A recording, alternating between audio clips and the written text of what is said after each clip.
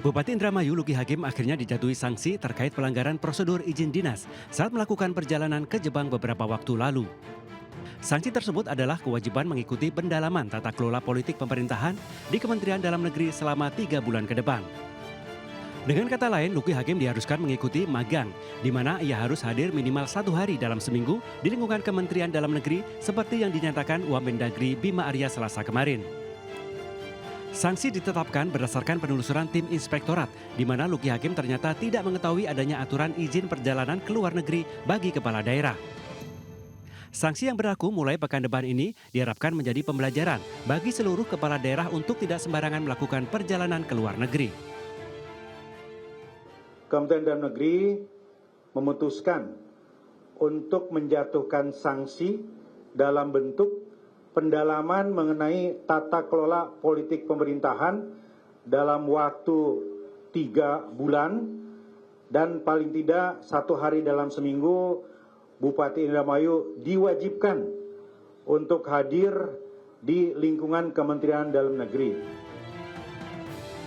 Bima Arya menambahkan, guna mendukung langkah efisiensi dan penghematan, maka Luki Hakim diimbau tidak menginap di Jakarta dan menggunakan transportasi umum dari tempat tinggalnya ke kantor Kemendagri. Sebelumnya, Luki Hakim sendiri telah meminta maaf kepada Menteri dan Wakil Menteri Dalam Negeri serta Gubernur Jawa Barat atas kelalaiannya tersebut. Saya salah, saya minta maaf, dan pemaafan itu juga saya juga nggak tahu tuh apakah kalau dimaafkan terus seperti apa. Artinya saya melakukan suatu perbuatan, saya minta maaf. Selebihnya saya hasbunallah. Kalau memang ternyata sanksinya adalah saya harus berhenti selama 3 bulan, saya harus lakukan itu, saya harus terima itu dengan segala konsekuensinya. Gubernur Jawa Barat Deddy Mulyadi merespon ancaman pengoboman dan pembunuhan dirinya serta keluarga saat live streaming di channel YouTube. Dengan santai, pria yang biasa diakrab KDM ini menganggapnya sebagai resiko menjadi pemimpin daerah.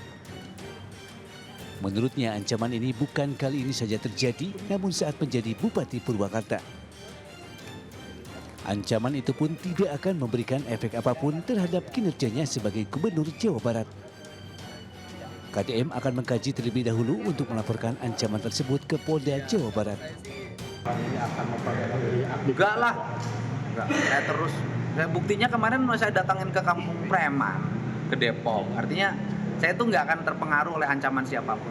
Saya akan terus tegak lurus, bekerja, kemudian menurunkan atau bila perlu Jawa Barat zero premanisme, kemudian terus bekerja membenahi lingkungan, bekerja menutup tambang-tambang ilegal, dan bekerja untuk mengevaluasi berbagai perizinan yang merugikan lingkungan di Jawa Barat.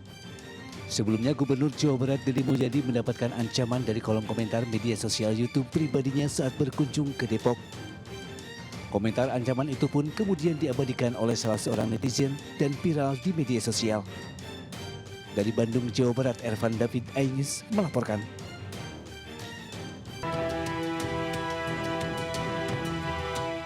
Penggeledahan itu dilakukan di rumah Ali di Jepara, Jawa Tengah.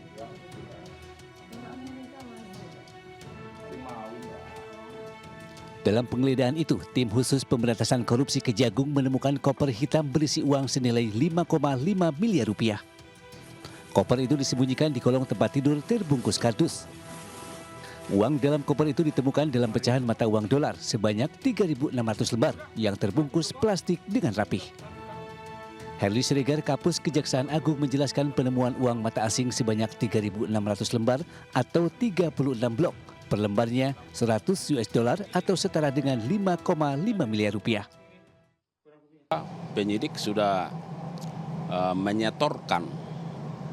titipkan ya hasil sitaan tersebut di rekening penitipan lainnya. Cara-cara kerja penyidikan terkait dengan penyitaan untuk sejumlah uang itu langsung dilakukan penyetor titipan, karena ini kan masih dalam proses di Bank Persepsi ya. Untuk saat ini uang tersebut masih didalami oleh penyidik apakah itu aliran yang belum digunakan atau simpanan dari kasus lain. Dari Jakarta, Fakih Satrio, Indra Purnama, iNews melaporkan.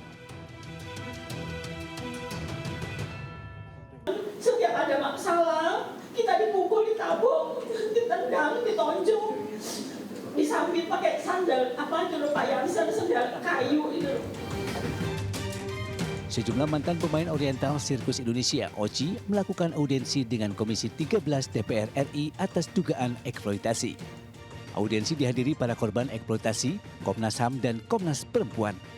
Salah satu korban menceritakan pengalaman pahitnya selama bergabung di OCI. Setelah 15 tahun saya juga minta lagi dengan Ibu Yansen. Kita manggil dia Sau. Sau, saya pengen ketemu orang tua saya, di mana orang tua saya. Sau terus bilang, kamu itu dijual. Komisi 13 menilai terdapat beberapa pelanggaran HAM berat yang dilakukan oleh manajemen OCI berupa penyiksaan fisik hingga perdagangan manusia. Wakil Ketua Komisi 13 DPR RI, Sugiat Santoso mendesak Baris Krim Polri membuka kembali kasus dugaan kekerasan dan eksploitasi ini yang diketahui prosesnya terhenti pada tahun 1999 karena kurangnya bukti. OCI dan si ex-karyawan ini sudah sama-sama sepakat bahwa sejak umur bayi mereka sudah diperdagangkan di OCI. Saya pikir itu bisa pintu masuk. Nah, kita Komisi 13 ingin mengawal kasus ini terkait dengan tindak kejahatannya. Menurutnya kasus ini bisa dibuka kembali dengan menggunakan pasal tindak pidana perdagangan orang atau TPPO. Dari Jakarta, Amrina Rida, Novan Dwi, Andri Setiawan, iNews melaporkan.